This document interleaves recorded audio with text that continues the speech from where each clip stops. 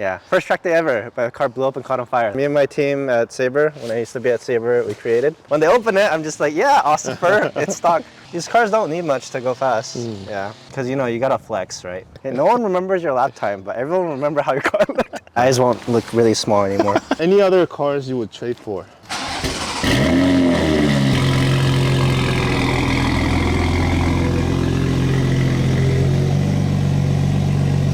Hey, what's up guys? I'm here with Caleb Sok. Hey. All right, Caleb. Yeah. Oh man, this thing's beautiful. Caleb, how did you get into cars? I blame it on my cousin. I have like older cousin. He was into modifying cars. He had like a S2000 on the Civic stuff. He took us on like a canyon run and I was like, that's pretty cool. And other than that, like I think cartoons, like Speed Racer. There was this Hot Wheels cartoon where the cars like had superpowers and they like transform. Huh? If anyone knows what it is called, let me know. But that's kind of how I got into cars. And how did you get into tracking? So I quickly found out that I like driving more than like car shows. I still like car shows from with my friends, but definitely like go-karts, the driving experience. It's definitely like a skill you can improve, so that's why I kind of like that more. I love go-karts, so kind of just naturally progressed to cars. Yeah. Gotcha. What other cars have you had? First car was a Kia Forte, Oh, first yes. gen. It blew up after sunset. No, right before sunset on Buttonwell. Oh, you actually tracked it? Yeah, I tracked it once and it died within the second lap. Yeah, first track day ever. My car blew up and caught on fire. That was sick. And then after that was a 350Z HR and then a 350Z Nismo, which was really cool. And then I had a couple, like a Model 3, two GX 470s, the Cayenne, and then now this. So this is definitely my favorite so far. Oh yeah.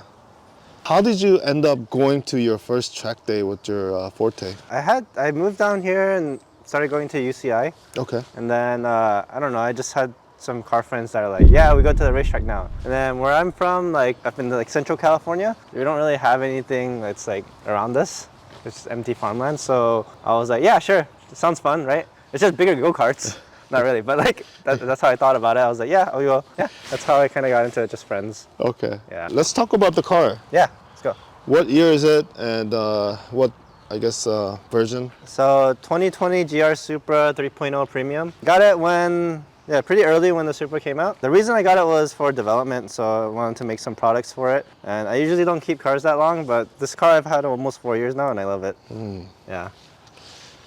So when you say parts, what are those parts? So everything you see, except for the wheels, and then except for the rear bumper. Me and my team at Sayber, when I used to be at Sayber, we created. And then, yeah, it was fun. It was like an excuse to go tracking to test the parts. You know, how often do you get to create your own body kit parts?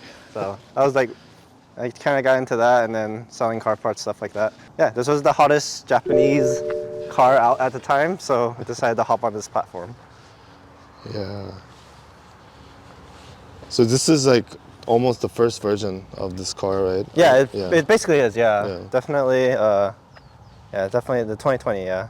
Okay. Still 2-port manifold and the crazy pops and burbles tune. So it's kind of funny, when they came out with the car, the pops and burbles from factory were like insane, like gunshots. And then after 2021, they toned it down. I think they were like, okay, this is too ridiculous. But yeah. Since we mentioned the exterior parts, let's go over what you made. Yeah, sure. So I guess first things first, front lip and front splitter. Okay.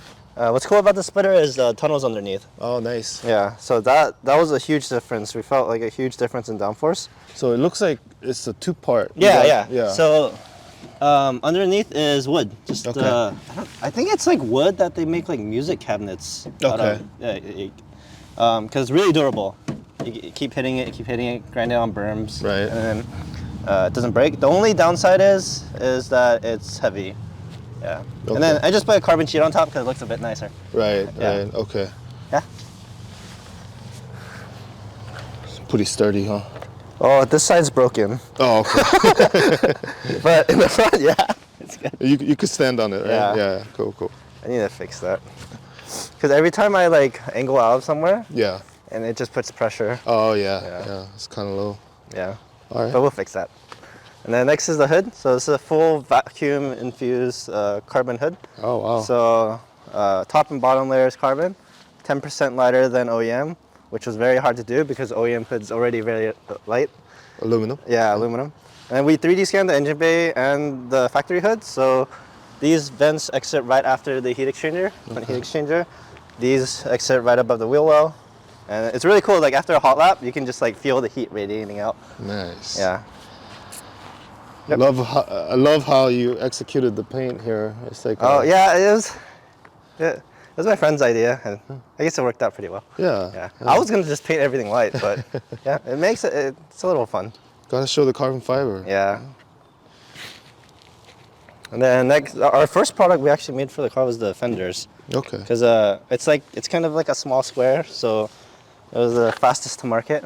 And then we wanted something like really clean and like kind of factory if you don't know what you're looking at. Yeah. But yeah. And then I made this little side splitter because I was bored one day in the office. It's like the 2D shapes you could draw pretty quick, but once you get to the 3D shapes, it gets like super complicated. It takes weeks, all that. The extrusions, right? Yeah. And then the last aero piece we made was this swan neck wing. So this is we designed this airfoil from scratch because a lot of the airfoils I was running at the time were too aggressive. Like too much downforce, too much drag. Because at the end of the day, it's just a street car. So I didn't need the crazy airfoil, like aggressive airfoil. I was losing top speed. And like I didn't have enough downforce in the front, so it wasn't even balanced. So I created this airfoil, like a low drag, high speed wing. That still creates downforce, but it's not like a crazy aggressive like wing you see on the market. Right. Because you don't want, it doesn't matter if you have a ton of downforce in the rear if you don't have it in the front, because you're just gonna understeer everywhere. So you need to make sure the aero is balanced. You mentioned that infused carbon. Is that all manufactured in the U.S.? So the hood, yeah, the hood's Okay. definitely manufactured in the U.S. Mainly because our overseas manufacturers didn't want to touch it because it's so big. But some other parts, like the wings, manufactured in the U.S. But other parts like the fender and the lip and stuff are manufactured overseas. But we develop everything in-house. Well, used to, because I'm not there anymore. But we used to develop everything, like prototypes in-house. Very cool. So these are everything is designed by yourself when you were me and my team, yeah. Well, I designed this one, but I designed the fender. Very cool. Man, it's such a good looking car that when you add like mild touches to bring it out. Starts looking wild. Yeah. Oh, and then I have the Ings rear bumper. So we didn't make this one, but it's just my favorite thing because this massive vent and diffuser. But yeah, I did the thing where you buy the body kit before you buy the car because I knew it would take like half a year, right? Yeah. So I just bought. I was impulsive buy right late at night. Yeah, and then I ended up buying the car a couple months later. I guess we can go with wheels and tires. Yeah. So here we have super classic T37. My favorite color is blue, so I had to get the matte blue gunmetal. Yeah. And we're 18, 10.5 all around. Okay. Yeah, with a 295, 40, 18 Sport R Nexon that I'm trying out. Have you tried it out at the track yet? Not like in ideal conditions. Like all the times I've gone to the track with it, like I'm figuring out the car, or previously I had new suspension, so I was like dialing that in. A good tire, like it lasts a lot longer than like AO52 or A71RS. Doesn't have as much grip, but that's the trade-off, right? You get more driving time, grip, all that. But so far I'm happy with them, but we'll see. Yeah. When you get that sub 150 sticker. Yeah, it's a good match for this car. This wheel, this color, everything. So it looks right. I guess we can start getting into the chassis parts. Yeah, sure. So like this chassis and suspension, I'm on JRZ two-ways. Yes. With custom spring rates, we have like 750 pound-inch front, 1,200 pound-inch rear. 1,200 in the rear? Yeah. Okay, so they're divorced. It's divorced, yeah. Dude, imagine that and like not divorced, that'd be crazy. But yeah, and then we have the SPL control arms, because it is a heavy car, so you need to start doing heavy car mods. So the control arms really help like dial in the chassis. And then iBox sway bars. And yeah, that's pretty much it for suspension. We're running like an ARK exhaust and downpipe, and we have like a 100 octane tune. So nice. It's actually, if you like, the car looks crazy, but it's like pretty like mild. Yeah, mild build, standard build, because the car itself already from factory is like so fast. Right. So I'm just like working on driving. Okay. Yeah. So how much power are you making? I don't know. I never dynoed, but on map 4, 100 octane, I'm hoping close to 500. Okay. But I just tell people 450 to be safe, because I know it at least makes 450. Right. Yeah, Right. but I would say somewhere around there. Okay. Yeah. What about the weight? I haven't weighed it, so whatever the factory is. Okay. I'm hoping I save some wheels on the wheels and the hood, but Yeah. yeah, it doesn't feel great, right? Because like compared to the GR86 and the new BRZs, and even like a S2K, they just feel like you can't, unless you're Porsche, you can't really beat physics, Right. right? So that, yeah, the steering and the weight are my biggest gripes about this car. Okay. The steering feels like Gran Turismo, like a sim wheel. It's just so light.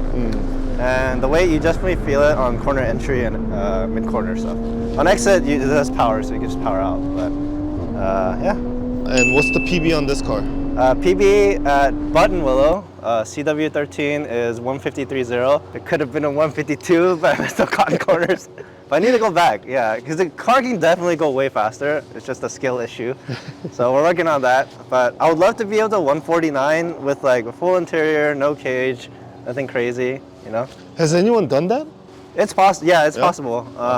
I might need a little bit more power. Like I might have to go like E50 or something, but it's definitely possible because I have a lot of friends at like 150 and with similar setups. Yeah. So yeah, I'm just working on myself. Very humble. I really like this hood. It's kind of dirty, still button willow everywhere. But so this is my strategy, okay? It looks stock. Kind of because it is, but the main reason is I don't have a fancy intake. It's because the intake covers the downpipe, right? So like, I've had my hood pop like 5 times already. Mainly because I'm asking for it because the way the car looks, I think. But when they open it, I'm just like, yeah, awesome fur, it's stock. Like I would love a nice intake and stuff, but that's fine. Plus I talked to my tuner and he's like, nah, you don't need it. Yeah. Okay. And then we have like the external reservoirs right there. Yeah. And then, yeah, other than that, oh, Auto Technic cover. Shout out to Auto Technic. Nice. Yeah. This is the Cali spec build. Yeah. Yeah. The underneath is carbon too on this. Oh hood. yeah, full carbon. Oh Nice. wait, I do have the CSF cooling package. So the auxiliary radiators and the heat exchanger. So I did that because it gets hot out here. Yeah, other than that, the car is mainly like aero, suspension, cooling. Yeah. Everything is stock, pretty Yeah. much. Yeah. That's the tactic. I like that. I really want the new CSF manifold. Oh, okay. Yeah, but that's asking for trouble. But I might end up doing it anyways. The cool party trick is when you lift up the hood. Yeah. Yeah, definitely. So this is the only way to be lighter than stock. Yeah, really, right? Full because a lot of the aftermarket hoods for a Supra are heavier than the stock one. Right. So my one goal was like, we have to make this lighter. Stock one's like 32, 33. Okay. Yeah. All right. So we're around like 30-ish mark. Yeah. Very good. Yeah. Yeah. All right, that's good. And that's cut out for the. Oh yeah, for the vents. Vents, yeah. Yeah. It looks kind of crazy, but it's all just plastic. Right. Yeah. Right, So right. easy to replace. If we need to. Yeah. So OMP Champ Bar seat. So this seat has like a lot of good memories. Like when I was a broke college student, one of my friends, she's like a pro driver. So she was moving from her, I think it was TC class in Pro Challenge, like Civic race car, and then it's moving to GT3. Okay. So me Wow. being a broke car guy, I was like, hey, part out. You're not gonna use this race car anymore. So obviously the only thing I could take is a seat. So Yeah. in Costa Mesa, we took the seat out while it was pouring rain as the trailer, race trailer is picking up her old car. So we took the seat out and then put it in my car. So many good memories. So it's been in all my cars. I can't get rid of it because it's just so fun. And then we have like Keys Racing Japan steering wheel. I mainly got it because the blue stitching. But yeah, and works well quick release. And this is just so I can get in and out faster. Because I really, once this is in here, like really locked in. Right. Yeah. But yeah, that's pretty much it for the interior. Like these cars don't need much to go fast. Yeah. I really don't want to put a cage in it. But I don't know, sometimes I'm exiting Riverside, it's going really fast and I'm like, please don't go into the dirt, I'll roll over. But yeah. Yeah, once you get closer to like sub 50 mark. Yeah, it's going to get quite it interesting. Yeah. So I might have to do some safety stuff then. Yeah. But It's like a OE car. Yeah, almost, that's it. Interior's OE. I didn't strip anything. Like, we keep it nice and comfy. I want AC and be able to blast music when I'm on the track. Nice. Not that you're supposed to do that, but.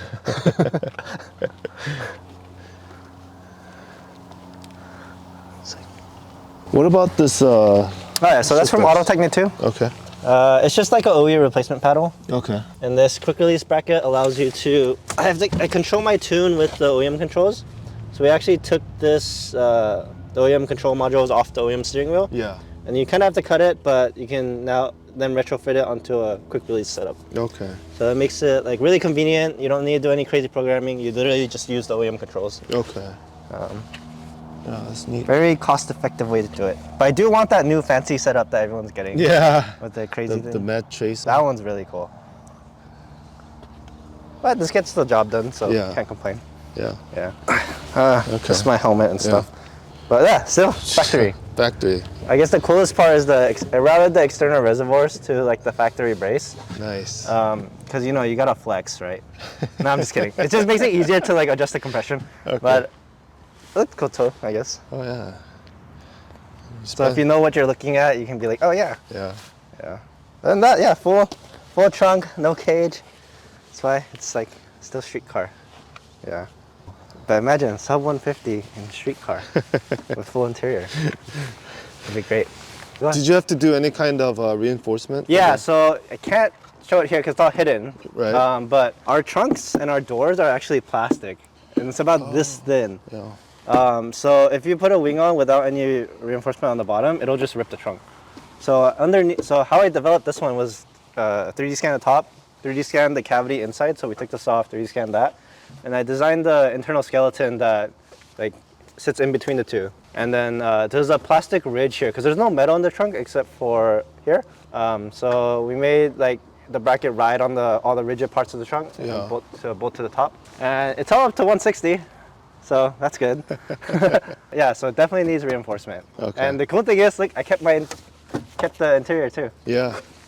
Because once you start taking panels off, it starts getting loud in the car, and you know it's not fun. Right. But if I keep all the factory stuff, then good. What's 02? Oh yeah, so the paint code's like absolute zero, right? Oh. And then okay. at the time, Darling in the Franxx was like a popular anime, and the main girl, her name's 02. So I was like, absolute zero car that I just got watching Darling in the Franxx. I was like, okay, sure. I'm surprised it wasn't taken. So. Oh, actually, we gotta talk about brakes. Oh yeah. That's my other gripe about the car. I think stock caliper, stock power, it's like okay. Assuming you do pads and fluid. Once you start adding power, the stock caliper like doesn't feel all that great. But pads wise, I'm running C21 in the front, like CSGs, and C11 in the rear, and Kestrel SRF. So like your standard track guy, like kind of thing. And they've been great, like for stock power. But now I have to brake so much earlier. So I would like to get like the Brembo Pista kit or something.